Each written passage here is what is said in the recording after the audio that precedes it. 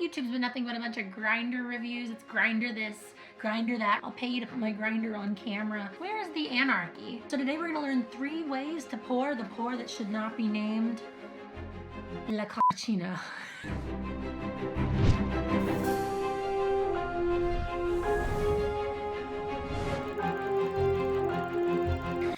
Okay, so starting with the first Cockuccino, or as the Australian call it, a Diccolo. Or for YouTube monetization sakes, we'll just call it an eggplant latte. But the very first one is a classic top-down view, also known as the cowboy hat. Howdy, partner. And I would also accept the mushroom. And it's actually a really simple pour that is a variation of the heart design. If you've never poured the heart design, I have a video for it right here. Go ahead and grab your pitcher. We're gonna start off with our integration. We're gonna integrate just under 30 mils of liquid into the deepest part of the cup, and I am using a 6-ounce cup. Then we're gonna cut up with the pitcher, and as we approach the surface, like we would with the heart, we're gonna land onto the liquid, but we're gonna do it directly above the center, expecting the liquid to move to the back half of the cup. Tilt the pitcher forward, creating a Sharpie's width of your milk stream, and you're gonna stay with your heart all the way to the back. We're gonna pull back on the pitcher, maintaining that flow rate, developing the shaft for our pour. And this is optional, but if you wanted to add a more detailed head, create some color separation by moving the pitcher above your design, then guide it forward, and that will encourage a wrapped head. And that, my friends, is a Cockuccino that only a mother could love. Add some little juicy bits right there. Yeah, oh yeah, all over the side too.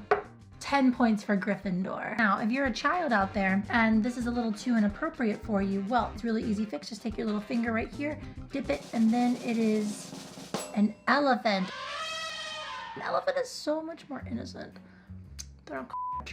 Now for troubleshooting, you are likely to run into one of 2 common scenarios. First is dedicating way too much time on the lower half of the design and not pulling back soon enough for the shaft. This leaves less milk for the shaft overall, and it'll give you a skinnier eggplant latte. And the inverse is also true if you decided to dedicate too much foam to the shaft, or you just took too long to develop the shaft. You'll see a much shorter but chubbier eggplant latte. And while this may look a lot like yours at home, the next Cockuccino is by far the most realistic of them all. Oh, no. Ladies and gentlemen, you hate to love him, Mr. Side Profile. And it is actually an improvement on the first pour that we did. However, we're going to separate the layers, and we're going to introduce a bit of cup rotation. For this design to align with the handle, make sure that the line of the handle is pointing down your arm if the guest happens to be left-handed. And when you start the first part of the pour, you're going to do it in the lower half, but if you're doing it for a right-handed individual, then make sure the line of the handle is facing away from you and that you start in the top half of the cup. This will ensure that the head is always pointing towards their fingers when they're holding the mug. But other than that, we are going to integrate identically as our first pour and lowering that spout all the way to the surface. However, we are going to aim about a centimeter or 2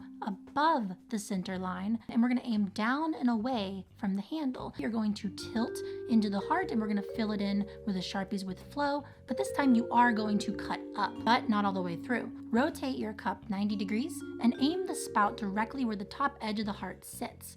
You're going to heavily flow into this edge of the heart before immediately pulling back on your shaft. And you can give the cup a rotation, or you could rotate your pitcher to give that natural curve in your Cockuccino. Now this pour happens really fast, but trust me when I say that it will have a lasting impression on your guest and your resume. Finally, folks, we're at our grand finale. The super non-conspicuous, nothing to see here, SeaHorse. He's totally normal. Now, for free pour patterns, there is one rule. Portion less milk. We need the final moment of the pour to be only foam. Any traces of liquid in the foam is gonna leave behind a runny design. And if there's too much liquid, you're gonna have a liquidy Cockuccino, and nobody wants a liquidy Cockuccino. That's disgusting. For the free pour pattern, we are integrating a couple different combinations. We're using heart layers, light ripples, as well as a drawing pattern. These are all very fundamental and very easy, though I do have some videos referenced above if you need a little help here. For this pour, our goal is to fill the cup up more than we usually do during integration. We're also going to make sure the stream is a lot lighter, that way more liquid falls out from underneath the foam, leaving behind more foam in our pitcher. Once you're done integrating and your base is set, we are going to have the handle of the cup pointing down, and you're going to touch the surface right at the edge to add a few very tiny hearts to the top region of the cup. Only cut through these hearts once you've completed the set on the final heart. This is what's going to create the seahorse's dorsal fin. Next, we're going to rotate the cup 45 degrees towards your body and aim the spout just above the center of that fin. Then with the pitcher about 2 centimeters above the surface, which is higher than we normally approach, you'll begin to pour forward and rock the pitcher side to side while simultaneously pulling back on the pitcher. And after this, you're going to rotate your cup 90 degrees, and we're going to repeat the same motion from the middle part of the fin to the second outer edge of the cup. We're looking to create a loose triangle shape for the body with that second ripple. As you're finishing up the bottom tail, it's important that you stay level with the surface of the liquid, and we're going to drag that pitcher away and do a fun little spiral pattern with our pitcher. The rest of the design is going to be drawing from here on out. Now currently we have a headless seahorse, so we're going to lift our pitcher, we're going to aim to the center of the torso, and we're going to allow 1 drop of foam to come out of the pitcher. Then we're going to drag the pitcher all the way down to the bottom and connect a little bit of foam on top of that dot we just made.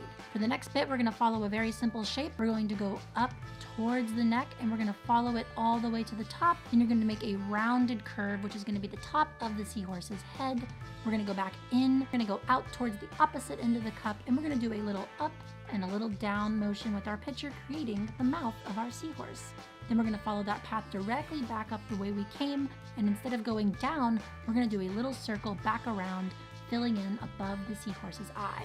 This is what's going to make our seahorse look like a little sleeping angel that just also happens to have a hard-on for kelp. In a similar formation to the head, we're going to allow a drop in that lower abdomen, then we're going to follow down by grounding the pitcher to that dot, forming a small, or big if you want to, circle, and then as you come around the top the second time, we're going to drag out and away from the body with all the foam you have left in your pitcher, or until it is life-size or your personal desired length.